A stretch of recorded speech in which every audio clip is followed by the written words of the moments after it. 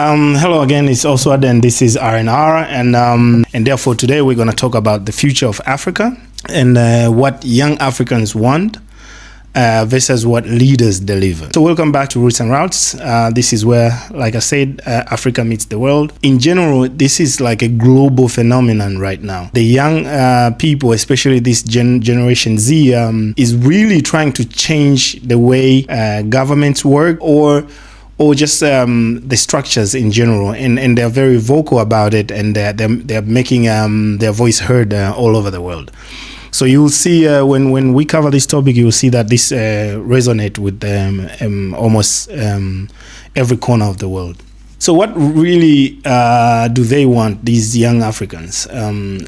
That's the first question, because definitely there's something they're chasing. There's something they're missing, or there's something missing in their lives, and they're chasing that, and that's why they feel left out or something. So what is it that they really want? They don't want a perfect Africa, because all they want is a functional Africa that has been missing for a long time. So what they want jobs that pay them enough to live, not just to survive. If you compare Generation Gen Z and millennials, you can see they're very willing to start companies, to start the startups, and to do anything they can to make money. They're actually not a generation that is just sitting and waiting to be fed. They engage into these online businesses, and they're very active in that way.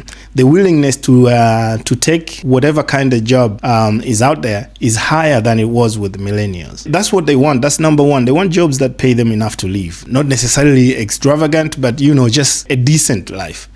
They want leaders who listen, not leaders who lectures, because African leaders for a long time, they've been like lecturers who are telling us what to do. They believe so much in themselves and their abilities, and for a long time they've just been lecturing and not listening. They want different kind of leaders who will listen to people and then act on their concerns. They want countries where effort equals opportunity. If you put effort, the opportunities should follow. They want systems that reward talent and not connections. As in Africa right now, if you don't know anyone, no matter what qualifications you have, you might not get either jobs, or you might not get connected as well as a person who knows someone. Nepotism and all that. You can easily be a minister if your dad is a minister, or if your mom is a president or something like that. They want healthcare that works for the people. They want education that prepares them for real life. They want to explore more. They want a passport that doesn't limit their future. They want to be able to travel. They want society where they can dream without being mocked. Most leaders in Africa right now are mocking young people by making assumptions or assuming that they don't want to work, or they don't want to do this, or they're just online all the time, or they're the Instagram generation. There's truth to Instagram generation, but what do they do with Instagram? And maybe they're not just using it for fun as we think. Do leaders take that time to sort of like understand these young people? They want a continent where corruption is not a lifestyle. They want a future that feels possible, not a punishment. Because as it is now, most of the young people, they can't see that future. They graduated universities, they can't find jobs, and they're in the streets, and they see people who haven't done as much as they did succeeding because they know someone or because they have a connection. Young Africans are more educated, more exposed, more connected than any generation before, especially like the Gen Zs and late millennials. They're more educated, connected, and they know a lot as compared to generations before. They have ability to do a lot with the knowledge they have compared to the generations before. They have that chance to transform everything. They see how the rest of the world operates because they're connected. They can see the possibilities, and they're asking themselves questions. Why do I have to live the life I'm living right now, when people here, they live a different life and they have leaders like I do? Why do their leaders do everything to make sure that that their citizens live a better life, and my leaders don't do? They learn to to understand that life doesn't really need to be this hard, because they can see examples of where life is not that much hard. So when leaders tell them to be patient for what? That's the question that comes into their mind. Patience for who? Why do I have to be patient? And for how long shall I be patient?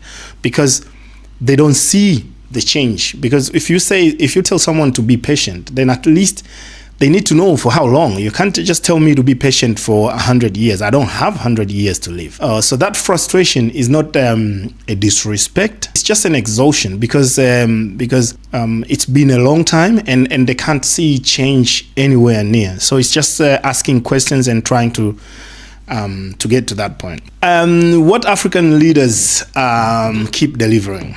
They consistently deliver broken promises. How can we have freedom for so long and have the same issues year and year again, and the same promises year and year again? Why is corruption packaged as development? Because people can see leaders driving expensive cars, living large, living life that doesn't resonate with the life of people they are leading, and it's always under development and a banner of development, and people hide corruption under development. So they create a lot of development projects, and then you see nothing happens, but they become more richer. These are the stuff that governments in Africa have been delivering. Governments in Africa have been delivering police violence, which is used as a way to discipline or to control people.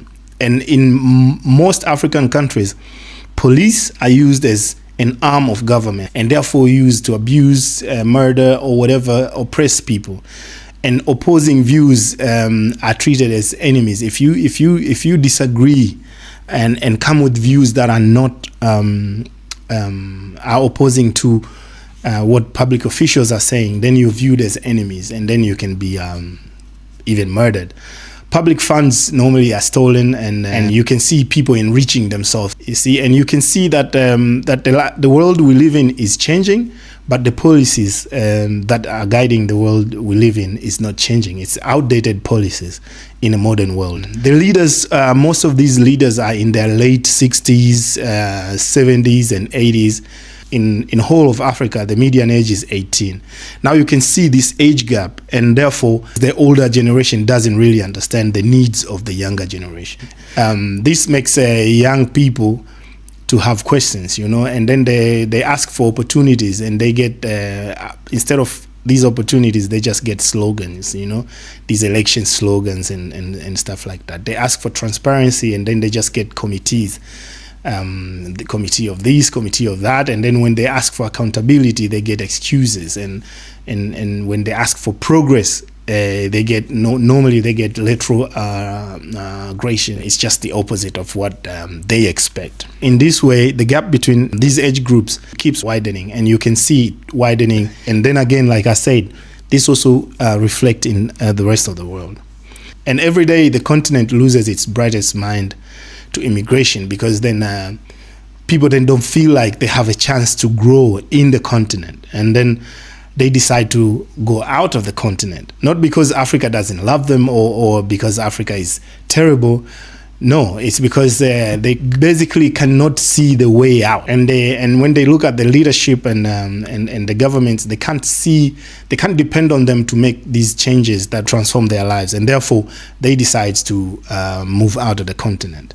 And if you can see, all the greatest minds, greatest engineers, doctors, they move to US, they move to Australia, they move to Japan, because they know there's a better chance of succeeding in these countries. And therefore, it's a big loss for Africa. So this generational clash, you can see in a lot of countries, it's exploding right now. And it's not accidental, because don't just assume that it's just happening right now. No, this is a pot that has been cooking. And because all these weaknesses have been built into the system, these young people cannot see the way out, and therefore, when you reach that boiling point, everything erupts. And that's why these clashes are getting more and more serious now than they have been years prior. So young people live in a world of speed, access, and global exposure, and they can see, like, with speed and with the willingness, and you can achieve everything, and therefore they're trying to chase that chance. There's different definitions of success for older people and for younger ones.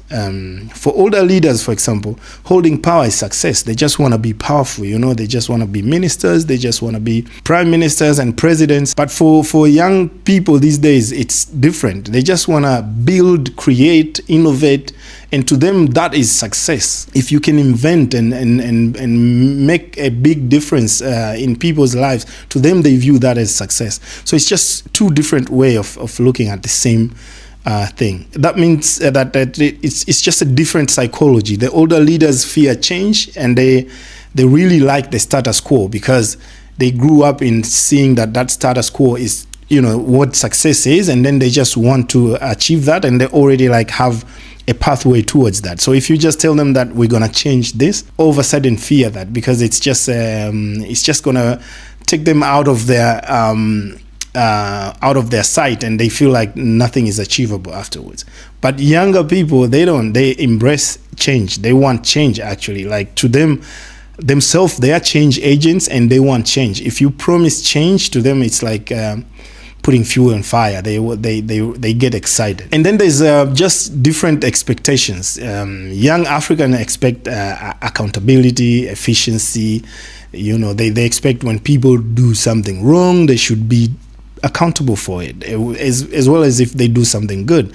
They expect efficiency, do not just waste resources and just doing things the same way, just the old way, and blah blah blah. Even if the output or whatever we are getting from it is less than the effort we put in. They are more into equality and trying to make sure that people are treated equally, and professionalism and trying to deliver, and you can see this is their mindset, and it's not the mindset of the older generation. And not because they are disrespectful, but it's because it is how the world works right now. The world works different right now. It doesn't work the same way as it worked 15, 20, 30 years ago. So that's just the situation. Because of these, now we can talk about the cost of this failed leadership. Because, to be honest, Africa has been failed by leaders in so many ways. We complain a lot about the colonial mindset. We complain a lot about global corporations, and there's truth to that. There's truth to all that. But if you have stronger leaders, they can guide you out of that. And our leaders have not been able to guide us out of those atrocities, and therefore they are becoming also the contributing agent to all the failures that Africa is going through. So when leadership fails, the consequences are real. Like, if there's no leader, if there's no one to guide a nation to a certain direction, the consequences are just real. I mentioned one, which is the brain drain. The continent is losing young best talent every day. Like, if you just go to just look at the Africans all over. Just look around you. I live in Denmark. I live in Scandinavia. Just look, the best talent. There's people all over who do amazing things. Look in the US, in Canada, in Japan. They've drained all the brain power that we have, and these people now, these Africans, young Africans, are just out here developing these countries who are already developed, and it's the talent that we can't use at home. So there's that hopelessness. Young people stop dreaming.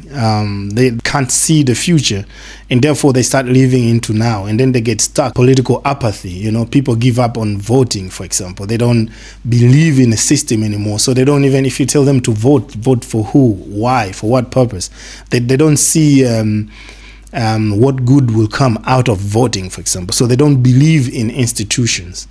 And then you get to a point where entrepreneurship is dying, because people don't believe in starting something new, in starting new business, because they know there's corruption, and we know corruption kills ideas, corruption kills equal chances to fight. It stunts development, and Africa then moves slower while the world moves faster.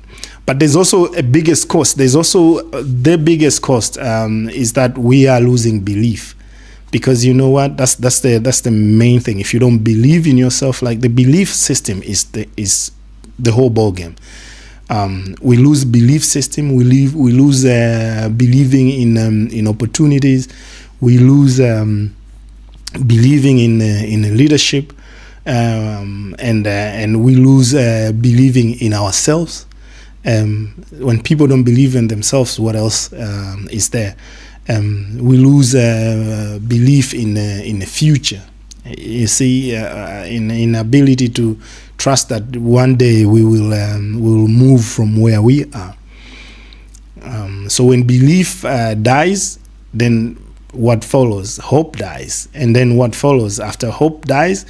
Then nations normally collapse, and it's not a dramatic collapse where you just see a nation boom, everything went down, but it's a slow collapse from inside. So right now, what we see with what the young people are doing, we see signs of new Africa. That's, at least for me, I see signs of new Africa, because what these kids are doing is to show that there's a chance for new ideas and new thoughts and a new group of people that will focus in changing the continent. So which also tells you that the story of Africa just doesn't end there. Africa is not only problems as it is portrayed, but it's also a rebirth, and these young people brings that thought into reality. So young entrepreneurs right now in Africa are building billions in dollars of ideas, taking African culture to the global stage through art, through tech. As you can see in Africa, tech hubs are just rising across. You can see from South Africa to Nairobi to Kigali to Lagos, and of course young people. When I talk about young people, I talk of young people who are in the continent and those who are from outside in diaspora. You can see a lot of young people are returning to invest, taking the ideas from where they are from, where they live right now, and bringing them back home, invest and creating value. And we can see like young women stepping into leadership roles, young women stepping into creativity, stepping into making decisions that generations before probably didn't have or allow for that to happen. You can see youth demanding accountabilities like never before. They are ready to fight for what they believe in. It's a generation that is refusing to be silent. This Gen Z is a generation that wants their voices to be heard, and they are loud about it. They don't go with it silently. African stories are being told by Africans right now, and African stories are being told by the young of them all, Gen Z, young of them all, the young millennials, and therefore, if we expect any change in these communities, these are the people who are going to bring about that change, because communities organizing themselves digitally and locally, those are very strong communities, and they're communities that understand each other's needs. They understand the struggle that they're going through, and digital way of organizing makes it easy for them to reach a greater audience, which was in other way not possible not so many years ago. So this generation is not the waiting for permission generation. They're just building their own future. They are ready for it. They're running. They're just you can't stop them. It is an amazing thing to witness. The future of Africa will not be decided by those who holding political power, and these global superpowers and developed countries, they should start channeling their aid or help to the younger generation, because the old generation is not gonna bring about change in Africa, and those who are holding power actually hinder progress in Africa and development.